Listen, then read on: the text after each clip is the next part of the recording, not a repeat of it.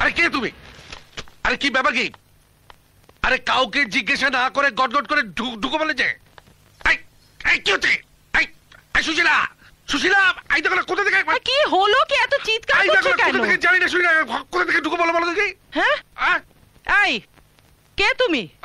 ওঠো, ওঠো বলছি। ওঠাও। দেখো, এটা আমাদের কৃষ্ণের চেয়ার। এই চেয়ার আমরা কেউ বসি না। এত মহান তোমাদের কৃষ্ণ? তাকিয়ে দেখো।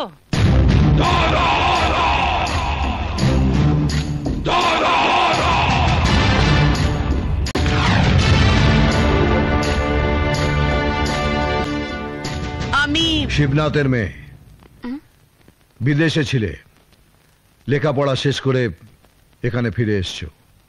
নাম মীরা। কেমন করে জানলে? আমার মুখে বুঝি আমার বাবার আদল আছে? না, আমি চিনেছি তোমার মুখে তোমার বাবার মতো ঔদ্ধত্য দেখে। এখন বলো, এ বাড়িতে কেন এসছো? আমি জানাতে এসেছি আমি একজনকে বিয়ে করব বলে ঠিক করেছি। তো করো, কারা বাধা দিচ্ছে? যদি কেউ বাধা দেয়? দেবে না, কৃষ্ণর নাম নেবে। এ গ্রামের কেউ? হ্যাঁ। কোথায় বাড়ি? এই বাড়ি। কে সেই লোক? তুমি। হঠাৎ আমায় পছন্দ হলো কেন? শত্রুর বাড়িতে তোমায় বাংলার বাঘের মতো আসতে দেখি। আর আমার ভাইদের সাথে তুমি পুরুষ মানুষের মতো কথা বলেছো, আমার দারুণ ভালো লেগেছে। আর আর তোমার চোখ, তোমার চোখে একটা জাদু আছে, সবকিছু মিলিয়ে দারুণ।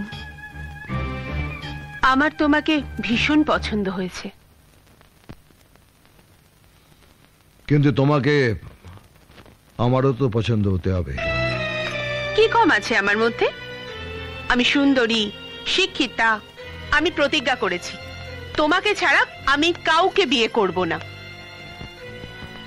এরকম প্রতিজ্ঞা করো না, সারা জীবন কুমারী থেকে যাবে। আগামী শ্রাবণ মাসের মধ্যে যদি তোমার হাত থেকে আমি মালা না পড়তে পারি, আমার নাম মীরা নয়।